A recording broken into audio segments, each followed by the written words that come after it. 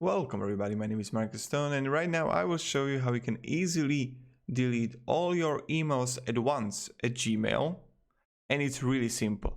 So what you want to do is just be in Gmail and then you will have here the select. Click on it, and when you're going to click on all of them, you will have a trash icon here which is like delete. Just click on it and you will delete all your emails in Gmail. So this is how simple it was. If this video was helpful, you can support me and subscribe. I'll be honest, really thankful for that. And also write me down below in the comments what else would you like to learn. And I will make a tutorial on it as always. So yep.